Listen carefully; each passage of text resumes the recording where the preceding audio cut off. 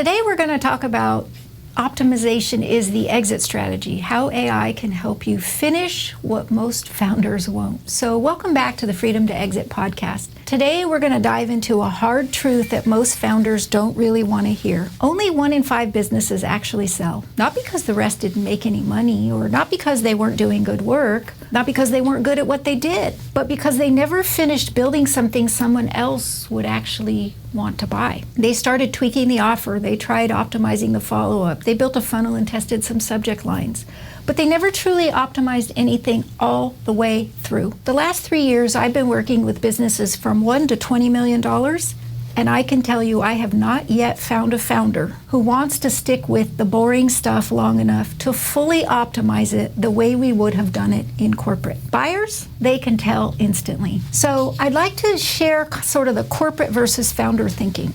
Let's call it what it is. Big companies optimize every single step of the process, from market research to product market fit, to speed to lead, to churn, to profit margin. Definitely in cost of delivery. They use data.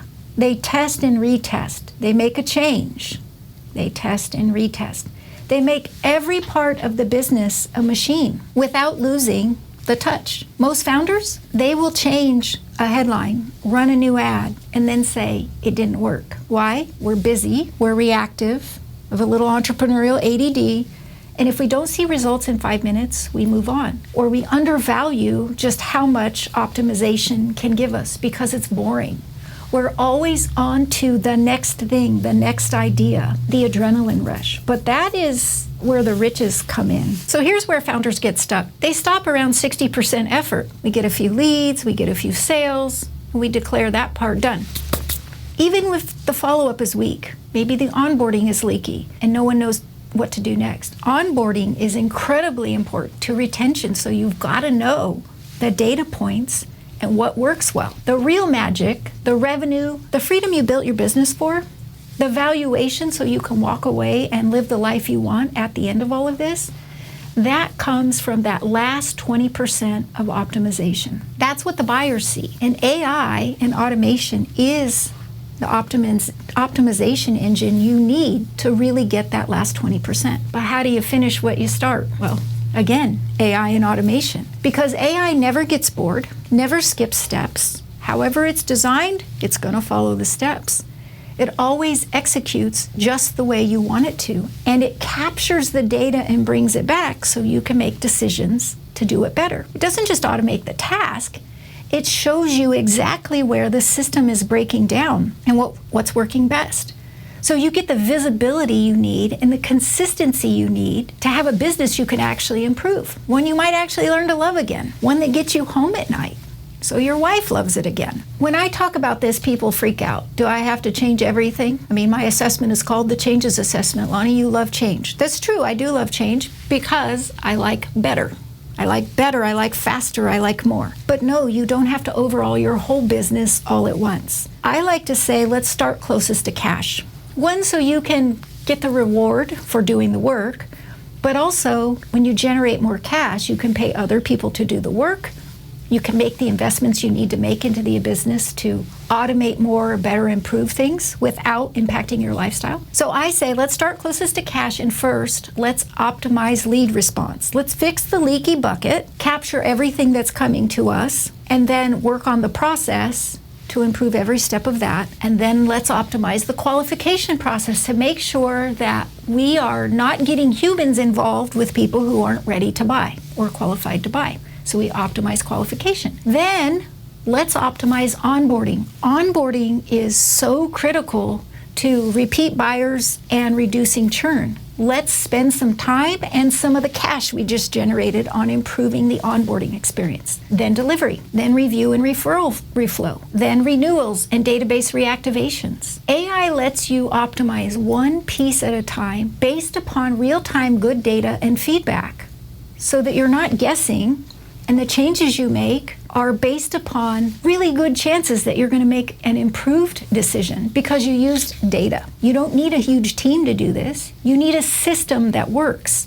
and tells you what to fix next. So here's what buyers are actually looking for. And I want you to hear this loud and clear. Buyers aren't looking for a rescue project. That's why only 1 in 5 businesses sell. They want a solid business with room to grow. It does not have to be perfect, but it cannot be a total rescue turnaround project. I was a turnaround CEO for most of my career. They're not looking for turnarounds. When they see something that needs a complete turnaround, they just move on. When they see a solid business with room to grow, they see you've automated the boring stuff. You've optimized the core processes. You're tracking what matters and doing something with it. And the machine runs without you. They lean in because they see where they can plug in their team, their talent, their resources, and scale it even further. Remember, in a sale, the buyer is buying future cash flows and certainty about those future cash flows. So when you're looking to say, who would want to acquire me, you're ideally building a business that will fit well into the buyer's business, because they're going to say, with all these resources we have, how could we make this thing go faster, scale bigger, right? So you can't be just totally broken. The key is having done the work no one wants to do. That makes you more valuable. It also helps with seller financing and earnouts. Here's why those things happen. Let's talk about the money. You know those deals where the founder sells, but they're still showing up every day, stuck in the earnout, chasing their own money?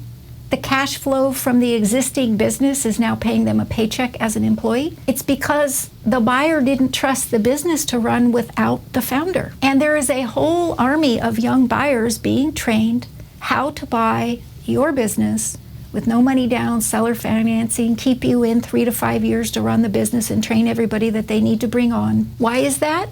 Why don't they trust the business? Why do they need to keep you around? Because the systems weren't consistent, the data wasn't there, the process wasn't proven, it was too dependent on you. So the buyer says, we'll give you some money now and the rest later if this actually works. It doesn't always work, which means that second bite of the apple, that second payout, it often doesn't come like it's described in the beginning. That's not what most founders want. In fact, less than 27% of founders make it through their earnout period. They give up, they can't do it.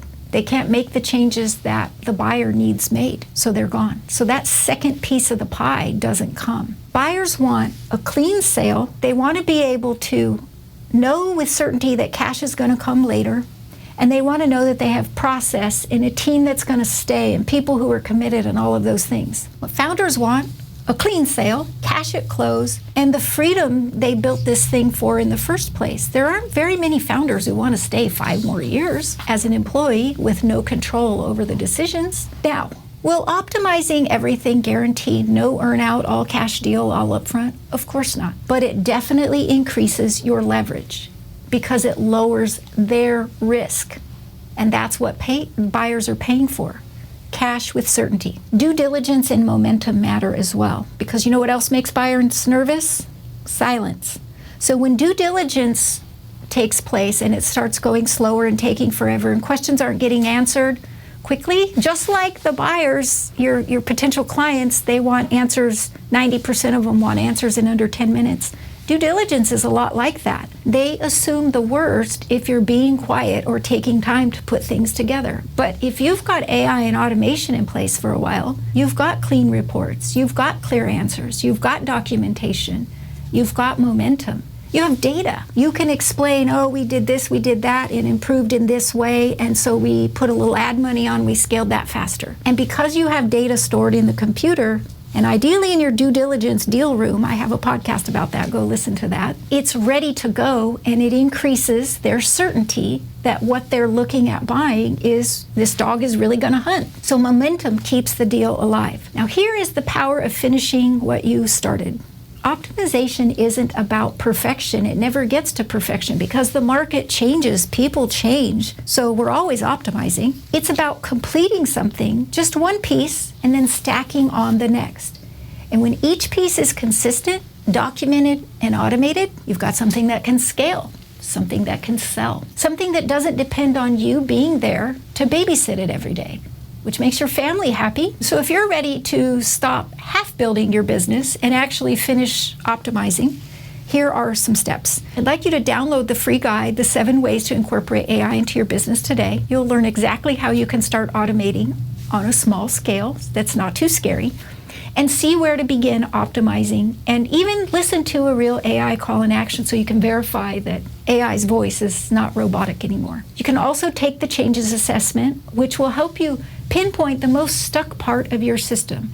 This assessment will tell you exactly what buyers are going to see when they come to peel back the curtains. It was written by me, and I used to do acquisitions and due diligence, so I know how this stuff gets used against you in a sale, and it will show you how to start to get moving. Both links are in the show notes. And in closing, I'd like to say you don't need to optimize everything. You just need to finish optimizing something and start closest to cash. That will have a big impact. Buyers don't expect perfect, but they won't pay for chaos either. Thank you for tuning in today. As always, I'd love for you to subscribe and to share this episode with somebody who needs to hear it. Thanks so much for joining.